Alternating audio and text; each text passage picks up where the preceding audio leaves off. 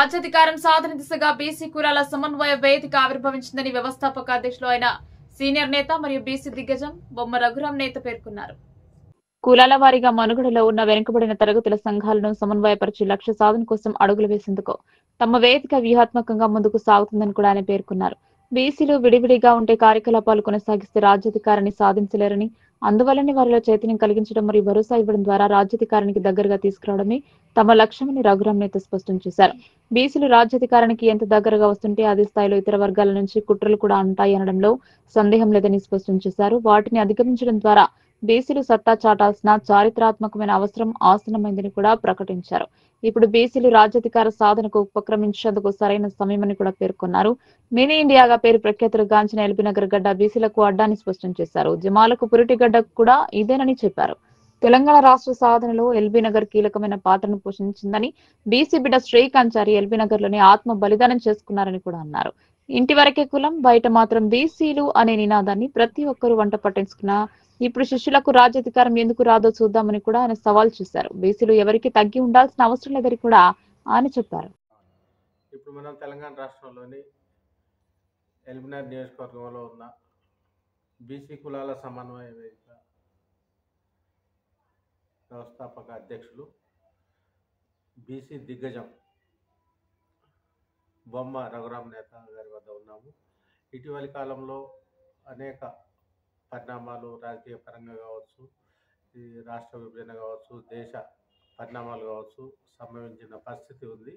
ఈ క్రమంలోనే తాజాగా బీసీలు రాజ్యాధికారం అనే అంశం బాగా తెరపైకి వచ్చింది. ఇది మంచి తరుణం అనే భావం కూడా సర్వత్రా వ్యక్తం అవుతుంది. ఈ నేపథ్యంలో ఇక్కడ బీసీ కులాల సమన్వయ వేదిక తరఫున రఘురాం నేత గారు చేస్తున్న పోరాటం కావచ్చు, ప్రయత్నాలు కావచ్చు ఏ విధంగా ఉన్నాయో వారిని అడిగి తెలుసుకుందాం. నమస్తే సార్. రఘురాం నేత గారు చెప్పండి, బీసీ కులాల సమన్వయ వేదిక కార్యకలాపం. బీసీ కులాల సమన్వయ వేదిక ద్వారా ఈరోజు బీసీ వాదం చాలా అన్ని అట్టడుగున్న గ్రామాలు ఇవాళ రాజ్యాధికారం రావడానికి ప్రయత్నిస్తున్నాయి. మరి ఈ రాజ్యాధికారంలో బీసీల వేదికలు మరి ముఖ్యంగా 2-3 వేదికలు గట్టిగా ఉన్నాయి. కాబట్టి ఆ వేదికలన్నీ సమన్వయంతో వచ్చి రాజ్యాధికారం సాధించుకోవడానికి ముందుకు రావాలని ఆహ్వానిస్తూ అందరినీ ఒకే వేదికపైకి వస్తేనే మనం సాధించగలుగుతామనే ఆలోచన మా వేదిక ద్వారా మీకు అందరికీ వేడుకుంటున్నాను. అంటే ఇప్పుడు బీసీలకు రాజ్యాధికారం అనేది అందని ద్రాక్షగా ఎందుకు మిగిలిపోయిందని మీ విశ్లేషణ? అందని ద్రాక్ష అంటూ ఉండదు.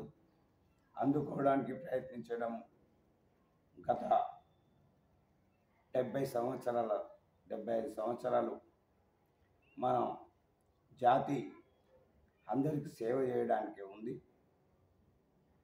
కానీ రాజకీయ స్పృహ లేకుండా మరి అవతలకి ఏ పార్టీలకు జెండలు మోస్తూ అగ్రవర్ణాల వాళ్ళు చెప్పింది మనం వింటూ మన కులాలని మననే ఒక చాకలి, ఒక మంగలి, ఒక యాదవ, ఒక ఆరకట్కే, ఒక పద్మశాలి, చేనేత ఇట్లాంటి కులాలని ఒక గ్రామంలో సర్పంచ్ ఎలక్షన్ పోటీ చేయడానికి వస్తే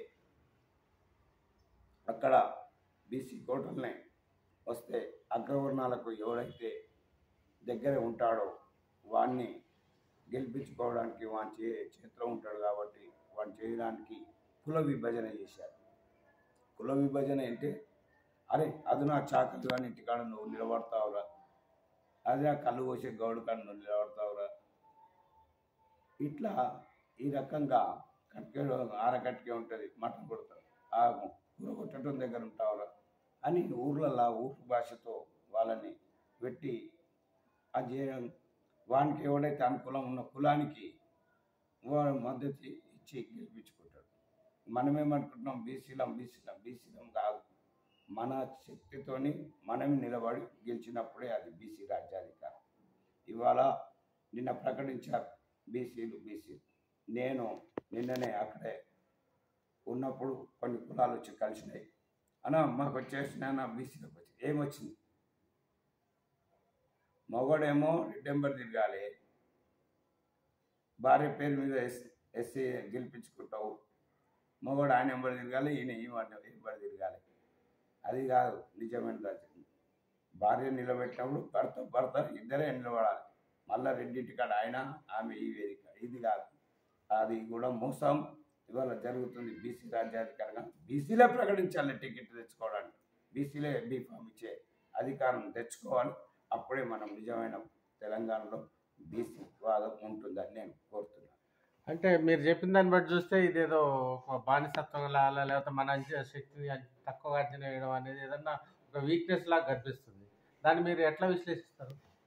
బానిసత్వం అంటే బదులు వ్యక్తి స్వార్థం, కులం విభజిస్తున్నాడు అనేది గుర్తుపెట్టకోకుండా అందరం మన సమన్వయంతో నుండి ఎవడో మన దాంట్లో వాళ్ళు నిలబడ్డ నలుగురు గెలవడం కాదు, ఒకరే నిలబడ్డ దాన్ని నిస్వార్థంగా ప్రజల్లోకి వెళ్ళి నేను బీసీని నాకు ఓటు, లేకపోతే యాదవ్ సమాజం ఉంటుంది, గౌడ సమాజం ఉంటుంది, పద్మశాలి, అక్కడ ఏమన్నా కాంప్రమైజ్ కానీ ఎవరు ఊర్లో ఓట్లు ఎక్కువ ఉన్నాయి, నువ్వు సర్పంచ్ అయితే ఆడు ఉప సర్పంచ్, అట్లా మీరు కాంప్రమైజ్ అయ్యి పోవాలని ముందుకు పోవాలని. కానీ కుట్రలో భాగంగా మనం ఆ ఒళ్ళలో ఇరుకొద్దని నేను విన్నవించుకుంటున్నాను. అంటే దీనికి అసలు బీసీల అంశం వచ్చేసరికి ఇది ఎస్సీ ఎస్టీ లాగా రాజ్యాంగంలో ఇది ఎందుకు రాలేదంటారు? ఇది నా మూలంలో లోపం ఉందా?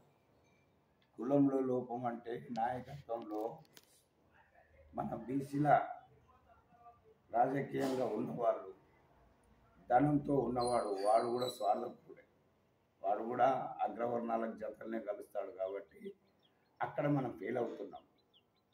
కానీ ఇప్పుడు వచ్చేసింది చాలా ఇప్పుడు ఈ రిజర్వేషన్ అనేది రేపు మనమే కొట్లాడతాం. బీసీ కులాలు, నేను పద్మశాలిని, నేను గౌడ్ని, నేను యాదవ్నని మన కుల పంచాయతీ తప్ప ఇప్పుడు ఇంకా వేరేమి ఉండదు. ఈ రిజర్వేషన్లో మీరు తెలుసుకొని మా దగ్గర రండి, మేము ప్రకటిస్తామని అధిష్టానం చెప్తుంది. కానీ మనం ఆ స్వార్థం లేకుండా మనలో రాజ్యాధికారం నిజంగా రావాలని కోరితే ఇవాళ సర్పంచ్ ఎలక్షన్లో బీసీలు గెలిస్తేనే రాజ్యాధికారం వస్తుంది. ఏదైనా కింద భూమి అయిన బేస్ వేస్తేనే, పిల్లర్లు వేస్తేనే వస్తాయి, స్లాబ్ అయితే డైరెక్ట్ రాదు. కాబట్టి గ్రామ ఎలక్షన్లు, ఇప్పుడు గ్రామ పంచాయతీ ఎలక్షన్లు రాజ్యాధికారం రావడానికి దిక్సూచి రేపు అదే. కాబట్టి అత్యధిక సంఖ్యలో బీసీలు అందరూ అక్కడ ఉన్న రాజకీయంగా ఉన్నా కానీ, బీసీ వేదికలు ఉన్నా కానీ మన వాళ్ళు మనమే పరిష్కరించుకొని ఒక వ్యక్తికి ఇండిపెండెంట్గా చేపిస్తే ఇంకా మంచిగా ఉంటుంది. కులాల వారుగా పోరాటం రావద్దని కోరుకుంటున్నా. అయినా కులాల వారుగా పోరాటం, కులాల వారుగా ఇంకా ఎక్కువ పంచాయతీలు అవుతాయి. ఇప్పటికీ వేరు, ఇప్పుడు కులాల పంచాయతీ కంపల్సరీ అవుతుంది. కాబట్టి అది జాగ్రత్త చేసుకొని మనం సమన్వయంగా ఉంటూ మనలో ఎవడు మంచిగా ఆర్థికంగా రాజకీయంగా ప్రజల్లో ప్రజాసేవ చేసేవాడికి ఇండిపెండెంట్గా గెలిపించుకోవడానికి ప్రయత్నించాలని నేను మనవి చేస్తున్నాను. అంటే ఇప్పుడు సీక్రెట్ బ్యాలెట్ ఉన్న పరిస్థితుల్లో కూడా అగ్రవర్ణాలు కావచ్చు, బాగా స్వార్థానికి ప్రలోభపరిచే శక్తులకి ఎందుకు భయపడే పరిస్థితి ఉంది? సీక్రెట్ అనేది ఉండదు అక్కడ. సీక్రెట్ ఎందుకు ఉంటుంది? నీ ఆత్మవిశ్వాసంతో వేసే ఓటని, ఆత్మవిశ్వాసం ఓటుని సీక్రెట్ ఎట్లా? సీక్రెట్లోనే వాడు బహిరంగతంగానే వీళ్ళతో ఉంటుండే. నువ్వెవరో నేను ఎవరో తెలియదు, ఆడ తెలుసు ఊర్లల్లో నువ్వే పార్టీ నేనే పార్టీ అన్నకి ఇంకా అదే ఇక్కడ ఉంటుంది. కాబట్టి మనం అదే అంటున్నాను, అత్యధికంగా ఆర్థికంగా రాజకీయంగా ఎవరైతే ఉంటారో వాళ్ళని గెలిపించమని చెప్తున్నాం. ఇది వచ్చినప్పుడే, ఈ బేస్ వచ్చినప్పుడే మనం ఎమ్మెల్యేలు గెలిపించుకుంటాం. ఎమ్మెల్యేతో మనకు కూడా అప్పుడు మన నాయకుడు ఎవరు అనేది మనం సూచిస్తాం. కాబట్టి దాన్ని ముందుకు తీసుకెళ్ళాలి అని కోరుతున్నాం. అంటే ఇప్పుడున్న బీసీ వెనుకబడిన కులాల్లో బీసీ భావజాలం లేకపోతే రాజ్యాధికార సంకల్పం ఉందంటారా? రాజ్యాధికార సంకల్పం ఉంది. ఎవరి దగ్గర ఉంది? కింది స్థాయిలో ఉంది. నీకు బీసీలల్లా ఈరోజు బీసీ లీడర్ ఎవరని చెప్పగలుగుతారా అని అడుగుతున్నా. బీసీకి లీడర్ ఎవరున్నారు? ఇలా పలానా పార్టీలా పలానా మనుషులు పలానా రెడ్డి గ్రూప్లో పలానా రెడ్డి చెప్తే ఆ రెడ్డి వర్గం అంత ఒకటైపోతుంది. ఒక వెల్మ ఉన్నది, ఒక కమ్మ ఉన్నది, వాళ్ళకి నాయకుడు ఉండు. నీకెక్కడున్నాడు అని అడుగుతున్నా. నాయకుడు ఏడి, మనకు బీసీ నాయకుడు ఏడి? దిక్సూచి చెప్పడానికి ఎవరు? వేలు పెట్టి చూపించేవాడు ఎవడున్నాడు? ఎవరు లేదు. అన్ని వేదికలు వేదికలు వేదికలు. ఎవరి వేదిక వాళ్ళది, ఎవరి పార్టీ అది. సరే వేదిక పెట్టినావు, పార్టీలు అనుబంధంగా పోతున్నావు కదా, మరి అది ఎట్లయితే వేదిక అన్నది? దాన్ని అందరం సమన్వయం చేసుకొని ఒక వేదిక ఉండి రాజకీయంగా పోరాడితేనే వస్తుంది. ఈ వేదికలు అన్ని పక్కన పెడదాం, జెండాలు పక్కన పెడదాం, అందరం ఒక్కడవుదాం, రాజ్యాధికారం సాధిద్దాం. అయితే మీరన్న పాయింట్లో రాజ్యాధికారం బీసీలకు అనేది మంచి ఇప్పుడు పబ్లిక్లో ఉన్నమాట ఉంది. అయితే దీనికి ఒక రాజ్యాధికారం రావాలంటే ఒక పొలిటికల్ పార్టీ అనేది ఒక గొడుగులాగా ఉండాలి కదా. పొలిటికల్ పార్టీలు ఆల్రెడీ 2 పార్టీలు వచ్చినాయి. అవి మీ అందరికి తెలుసు. అవి కాదు, ఇవన్నీ పొలిటికల్ కాదు. ఒకటి పార్టీ పెట్టాలి, అప్పుడే వస్తాం. కానీ నీ స్వార్థంతో నువ్వు పార్టీ నే పార్టీ. ఇలా బీసీ కులాల వేదికలు ఎన్ని ఏర్పడ్డాయో రేపు బీసీ పార్టీలు కూడా అన్నీ వాళ్ళే పెట్టిస్తారు. అగ్రవర్ణాలే ఇతర పార్టీ వాళ్ళే పెట్టిస్తారు. అది దాంట్లో మరి ఎవడు బలి అవుతాడు? మళ్ళీ మనమే బలి అవుతాం, మళ్ళీ బీసీలే బలి అవుతారు. రేపు ఇలా 2 పార్టీలు వచ్చినాయి, ఇంకా రేపు 4 పార్టీలు వస్తాయి. మళ్ళీ ఇతర పార్టీలకు మళ్ళీ పోయేవాడు పార్టీలలో ఉన్నవాడు పార్టీలో ఉంటాడు. కానీ నాయకుడుగా ఒకరు ముందుకు రావాలి, నాయకుడిగా ఒకరు ముందుకు రావాలి. వచ్చినప్పుడే రాజ్యాధికారం సాధిస్తాం. ఇట్లా ప్రజల్ని మభ్యపెట్టి చేస్తున్నందుకు ప్రజల్ని మభ్యపెట్టదు. ఎవరన్నా ఒకరు నాయకత్వం వహిస్తే తప్పకుండా రాజ్యాధికారం వస్తాయి. నాయకత్వం వహించినన్ని రోజులు ఇంకా ఇవాళ ఈ రకంగా బతున్న మా బీసీ కోట మాది.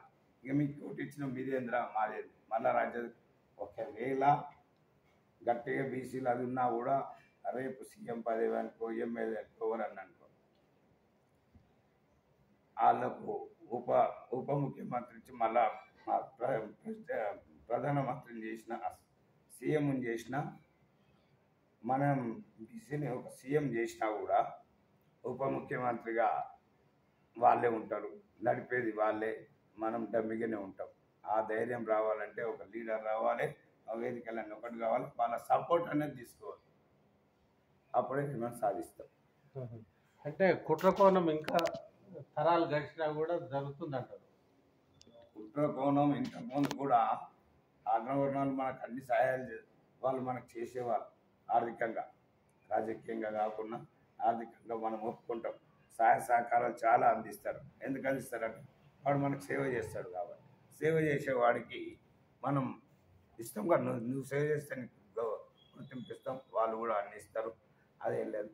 రాబోయే కాలం ఇంకా ఎక్కువ కుట్రలు జరుగుతాయి. ఇప్పటికన్నా కుట్రలు, ఇప్పుడు కుట్రలు వేరు, ఇప్పుడు జరిగే కుట్రలు వేరు, ఇక నుంచి జరిగే కుట్రలు వేరు. అంటే ఇప్పుడు కూడా ఈ మధ్య కాలంలో కూడా గవర్నమెంట్ 2 years అయిపోయింది. అంతకుముందు స్వాతంత్రం వచ్చి కూడా 7 దశాబ్దాలు అయింది. మీరు చెప్పిన దాన్ని బట్టి కొత్త రాజకీయ పార్టీ ద్వారానే రాజ్యాధికారం అనేది ఒక పాయింట్. దీన్ని మనకు ఈ కళ అంటే ముందు రాజకీయ పార్టీ ఎప్పుడు సహకారం అయ్యే అవకాశం ఉంది? రాజకీయ ప్రక్రియ ఇప్పుడు నాయకుడు రాని రోజులు ఉండదు. ఎవరో ఒకరు అల్లూరు సీతారామరాజు లేక ఎవరో ఒకరు రావాలి. వచ్చినప్పుడే వస్తుంది. ఎవరో ఒకరు ముందు అడుగు వేస్తే వస్తుంది. 10 మంది అడుగు వేస్తే మరి నాకు గుర్తింపు రావాలి, నేను చూశాను, నీకు గుర్తింపు రావాలి, నువ్వు చూసాను. అట్లా కాదు. ఎవరికో ఒకరు రాని. ఇప్పుడు ఒక ఇంట్లో ఫంక్షన్ అయితే, లేకపోతే మన ఇంట్లో ఒక అన్నం వంతే 10 మందిని తింటాం. మనం 10 మంది వంతే ఏం తింటావు? 10 మందిని దాంట్లోనే ఒక గిన్నెలనే వండడానికి ప్రయత్నం చేస్తే ఒకడు ఉప్పు వేసి, ఒకడు చక్కెర వేసి, ఒకని ఆలోచన ప్రకారం అది చేస్తుంది. కానీ సింగిల్ మ్యాన్గా రావాలని కోరుకుంటున్నాం. అంటే దీనికి ఏమన్నా టైం పడుతుందా? టైం చాలా పడుతుంది. ఇప్పుడు మనం అనుకున్నంత 42% సాధించినాం. అదని భ్రమ. అద్దంలో మనం ముఖం చూసుకున్నట్టే. అది రావాలంటే స్వార్థపూరితంగా ఒకడు ఏ స్వార్థం నిస్వార్థంగా రావాలనే కోరుకుంటున్నాం. లేదా ఈ వేదికలకు ఈ కొద్ది సంవత్సరాలే తిరుగుబాటు జరుగుతుంది. యువకులతోని విద్యావంతులతోని చాలా తిరుగుబాటు జరుగుతుంది. అంటే బీసీ కులాల సమన్వయ వేదిక ద్వారా మీరు ఆ ప్రయత్నాలు ఏమైనా చేస్తున్నారా? అందరినీ అంటే పొలిటికల్ పార్టీ కానీ లేకపోతే అందరినీ కలిపిపోయే పరిస్థితి ఒక ఫోరం లాగా? నేను అన్ని వేదికల దగ్గరికి పోతున్నాను, పిలిచిన మీటింగ్కి పోతున్నా, నాకు తెలిసిన మీటింగ్కి పోతున్నా. మేము రౌండ్ టేబుల్ సమస్య ఒకటే వాదం చెప్తా ఉన్నాం. ఇంటి లోపల కులం, ఇంటి లోపల కులం, గడప లోపల కులం, గడప దాటితే బీసీలం, గడప దాటితే బీసీలం అన్నప్పుడే మనం రాజ్యాధికారం సాధిస్తాం అనేది నా నినాదం.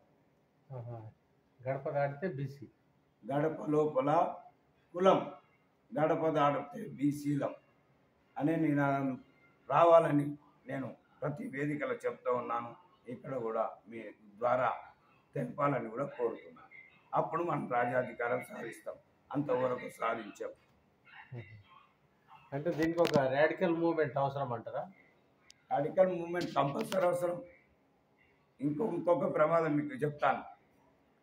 వాళ్ళు ఇప్పుడు కాదు, గత 15-20 సంవత్సరాల నుంచే పసిగట్టారు.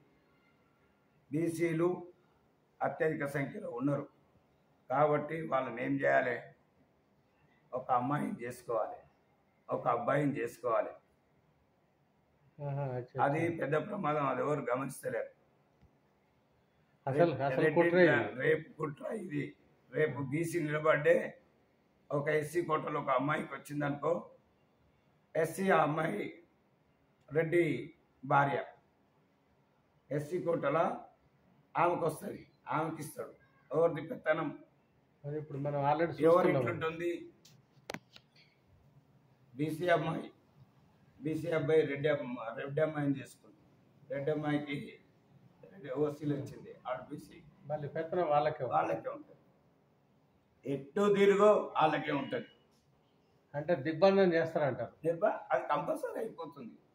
అది ఎవరు గమనిస్తారో ఏం చేస్తారో నాకు తెలియదు. అది ఇవి జరుగుతుంది. గత 10 సంవత్సరాల నుంచి అయితే మీరు చూస్తారు.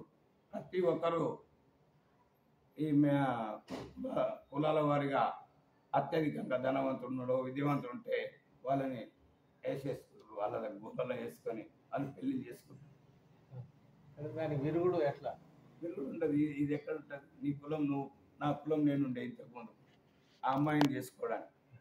కులాలని ఆ కులంలో కూడా మళ్ళీ ఏదో తేడా అనులగ్గితే ఉంటుంది.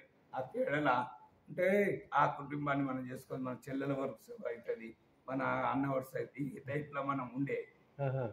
ఇప్పుడు ఎవరికి అగ్రవర్ణాల కులాలు లేవు, మతాలు లేవు, పోయి పెళ్లి చేసుకుంటారు. అందుకు ఇవి మనం సాధించలేవు. నువ్వు నిజమైన ఒరిజినల్ బీసీకి బీసీని చేసుకో. నేను యాదవ్ బిడ్డని పద్మశాలి చేసుకో, పద్మశాలి బిడ్డని గౌడ్ చేసుకో, వాళ్ళకి చేసుకో. కొత్త యాంగిల్ వాళ్ళు చేసుకోరు. నేను దాన్ని అదంటే కులానికి మన ఆన్యం తీసుకోలే.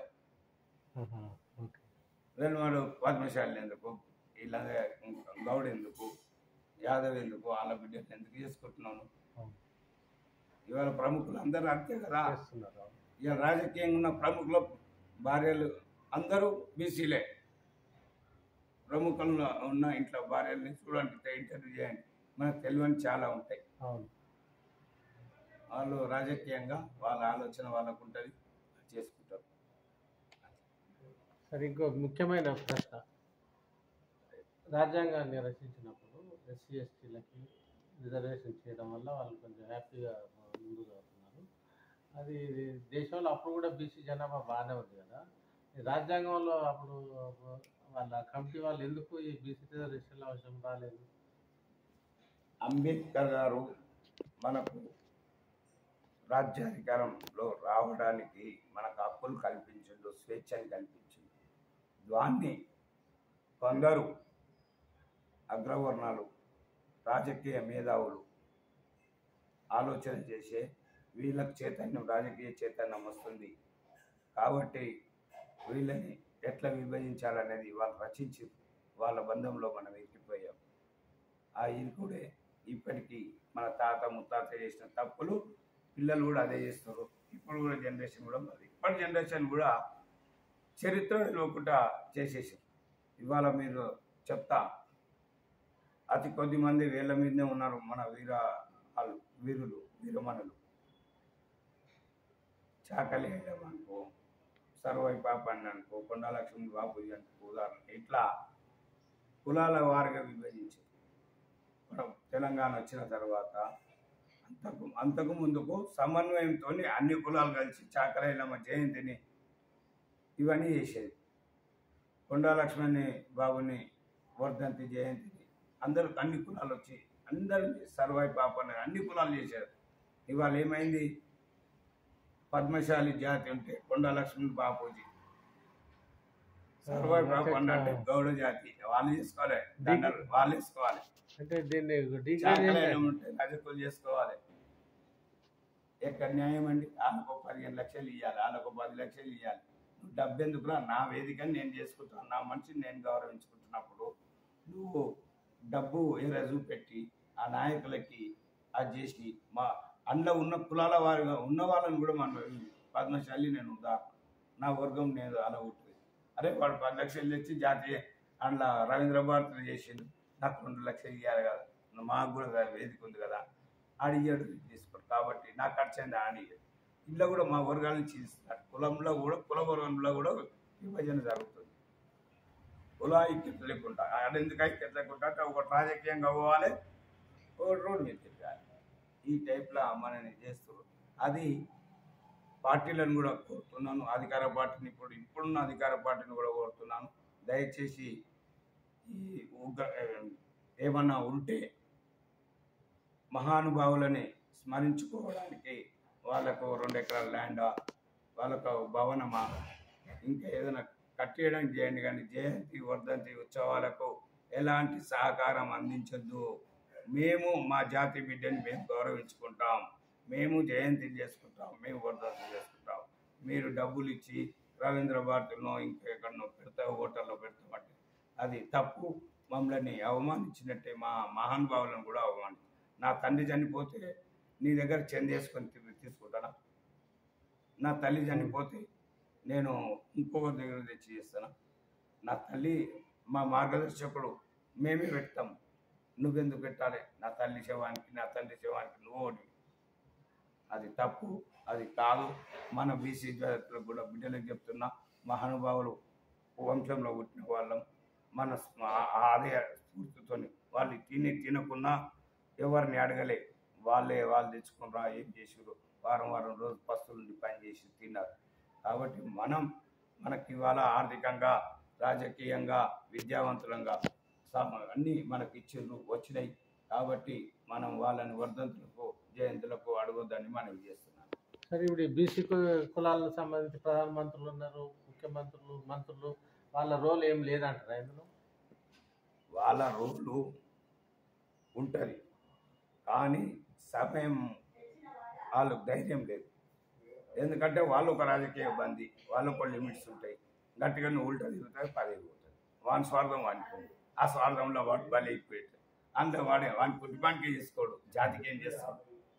కాబట్టి వాని స్వార్థం వానికి, వాడు సంపాదించుకోవాలి, వాని పిల్లలు సంపాదించాలి, వాని మన్మని సంపాదించాలి, ఇంకేమో చేయాలి తప్ప జాతి గురించి చేసేది ఏముండదు. చేసినా ఈ 5-10కి ఇచ్చే పూలదండల పైసలు ఖర్చులు తప్ప ఇక వేరే ఏమి ఉండదు. సరే, బీసీ కులాల సమన్వయ తదుపరి కార్యాచరణ?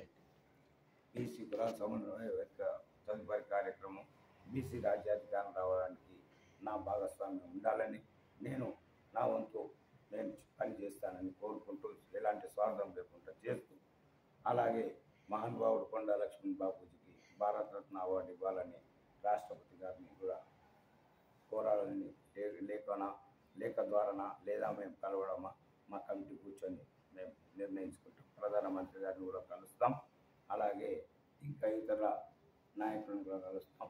మేము ఆయనకు ఎందుకు ఇవ్వాలంటే స్వతంత్ర సమరయోధుడు, అంతర్జాతీయ స్థాయిలో ఆయన స్వతంత్ర సమరయోధులకు సేవలు చేసింది. అది ఎవరు ఇప్పటికి బయటికి తీయరు. స్వతంత్ర జాతీయ స్థాయిలో చేసిన వ్యక్తికి ఆయన ఆ రోజు జాతీయ స్థాయి అధ్యక్షుడు. అలాంటి సేవలు ఎన్నో చేసి అతన్ని రాష్ట్రానికి పరిమితం చేసి కులానికి పరిమితం, ఇప్పుడు రాష్ట్రం కూడా చేయలే, కులానికి పరిమితం చేస్తుంది. కాబట్టి అట్లాంటి వ్యక్తికి రాష్ట్రపతి దగ్గర కలిసి భారత్ రత్న ఇవ్వాలని కోరుతాను. చివరగా ఈ దశాబ్దాలు యుగాలకు సంబంధించిన సమస్యలాగా ఉండేది. బీసీని సమన్వయపరిచే రాజ్యాధికారం రావాలంటే మీరు బీసీ సమాజానికి ఇచ్చే పిలుపు ఏంటి? ఒకటి పిలుపు, ఇంటి లోపల కులం, గడప దాడితే బీసీల రాజ్యాధికారం సాధిద్దాం. బీసీ బహుజనులందరికీ కోరటమే ఒకటే, బీసీలే అని కాదు, ఎస్సీ ఎస్టీ మైనార్టీ అందరం కూడా ముక్త కంఠంతో ఏకమవుదాం, రాజ్యాధికారం సాధిద్దాం. ఇంట్లో అందరం భాగస్వాములు అవుదాం, వండుకున్న నలుగురం పంచుకొని తిందాం. కానీ అక్కడ అందరం ఒకటి కావడానికి ముందు ప్రయత్నం చేద్దామని కోరుతున్నాం. చివరిగా మరొక సమయం ఏంటంటే కొండా లక్ష్మణ్ బాపూజీ జయంతి సందర్భంగా మీరు విగ్రహాన్ని ఎల్బినార్లోనే పెట్టారు. కారణం ఏంటి? ఎల్బీ నగర్లో కొండా లక్ష్మణ్ బాపూజీ ఇవాళ అన్ని జిల్లాలలో, ప్రతి జిల్లాలలో ఉన్నది. కానీ ప్రత్యేకత ఏమన్నా ఉందా ఇక్కడ? ఎల్బీ నగర్లోనే ప్రత్యేకత. ఎల్బీ నగర్ అంటే mini Telangana. Mini Telangana LB Nagar అంటే తెలంగాణ సాధించిన గడ్డ ఎల్బీ నగర్. ఎల్బీ నగర్ అంటే విద్యావంతులు ఉన్న గడ్డ. ఎల్బీ నగర్ అంటే రాజకీయ చైతన్యం ఉన్న గడ్డ, విద్యావంతులు, మేధావులు అన్ని రకాల ఉన్న గడ్డ ఓన్లీ బీసీ ఎల్బీ నగర్ గడ్డ. కాబట్టి నేను మరి ఇలా కాంస్య విగ్రహం పెట్టడానికి కారణం ఏంటంటే మనం పోయినా మన తరాలకు ఆ విగ్రహం ఆడ ఉంటుంది. అది మనకు ఆ దీక్ష ఇచ్చి ఈ స్ఫూర్తినిచ్చేది. ఆయన చరిత్ర తెలుస్తుంది, చరిత్ర బుక్కులు కూడా అందుకే కొట్టించిన. అందరికి చరిత్ర బుక్కుని ఇవ్వడం జరిగేది, అందరికి ఇస్తున్నాం. ఎక్కడైనా చేసినప్పుడు అందరు కూడా బీసీ మహానుభావులందరికీ చేసిన వేదికలకు కూడా నేను కోరుతున్నా. ఏదో దండేస్తారు, సీట్లు తింటారు, ఇట్లా కాదు. అక్కడ మనం ఆయన చరిత్ర తెలియడానికి ఒక బుక్ ద్వారా మనం ప్రతి చేసిన కార్యక్రమంలో బుక్కులు ఇవ్వాలి. పోతే కార్యక్రమం చేసిన వాడికే చరిత్ర తెలియదు. మరి ఆయనకే చరిత్ర తెలియనప్పుడు ఆయన ఏం చేస్తాడు? పోరాడింది చాకలేలమ్మ గాడిలో పోరాటం చేసింది. దాని తర్వాత ఏం చేసింది? ఆమె ఎన్ని ఇబ్బందులు పడ్డది, ఆయన ఎంత కష్టపడ్డాడు. కొండా లక్ష్మణ్ బాబూజీ తెలంగాణ రావడానికి 1964లో 4 సార్లు ఎమ్మెల్యే అయినాక, మంత్రి అయినాక కూడా మరి ఇవాళ ఒక వార్డు మెంబరు, ఒక గల్లీల కాలనీ అధ్యక్షుడైతే నేనేదో తినాలి, నేనేమో చేయాలని ఆశతో ఉన్న వ్యక్తులు మరి ఇవాళ ఆయన కుటుంబాన్ని కోల్పోయి ఆయన ఇల్లును పడి రోడ్డు మీద వచ్చేసి నా కూడా ఆయన కళ చేయలేదు. ఆయన చప్పుడు చెప్పుకుంటే ఇంట్లో కూర్చోలే. మళ్ళీ నేను నా జాతి చైతన్యం కావాలని 90 ఏళ్ళలో కూడా ఢిల్లీలో చలి, అంత చలిలో కూడా ఆయన నిరాహార దీక్ష చేసి దానికి సాధించుకోవడానికి ఆయన ఏకైక లక్ష్యం తెలంగాణ. అప్పుడు అంత పెద్ద త్యాగం చేసినట్టే ఇవాళ ఒక కాలనీలా అధ్యక్ష పదవిని తీసేస్తా అంటేనే కూడా ఆడు గ్రూపులు పెట్టి కొట్లాడి ఉంటాడు. మరి ఆ రోజు అంతా చైతన్యం చేసి ఒంటరిగా భార్యను పోగొట్టుకొని పిల్లలను పట్టుకొని ఉన్నాడంటే నా తెలంగాణ రావడానికి, ఆ తెలంగాణ చూసుకోవాలనుకున్నాడు. కాకపోతే అతి కొద్ది నెలలే మరి ఆయన పోవడం జరిగింది. అది స్మరించుకోవడానికి తెలంగాణ గడ్డ బీసీల అడ్డ, బీసీలకు చైతన్యం ఉన్న గడ్డ. కానీ కొన్ని స్వార్థపూరితంగా కొంత పని చేస్తుంటారు. సరే, చైతన్యం వస్తుంది. ఇదే స్ఫూర్తిని ఇక్కడి నుంచి మళ్ళీ ఎల్బీ నగర్ గడ్డ నుంచే బీసీల రాజ్యాధికారం రావడానికి పోరాటం జరుగుతుంది. ఇక్కడనే స్ఫూర్తి ఇచ్చేస్తుంది. మళ్ళీ బీసీలు పాత్ర తెలంగాణలో ముఖ్య పాత్ర ఇంకా ఎవరిది లేదు. రచన మనదే, జెండా పోసేవాడు మనదే, పాటలు వాడు మనదే. ఇవన్నీ బహుజనులే. కానీ నాయకత్వం ఇచ్చి అధికారం పొందినడు వేరు. ఇప్పుడు అట్లాంటిది రాకుండా చూసుకోవాలని కోరు. ధన్యవాదాలు రఘురామ్ నేత గారు. కెమెరామెన్ ఆకుల నరసింహరావుతో ఉప్పు వీరాంజనేయులు, హైదరాబాద్, రంగారెడ్డి.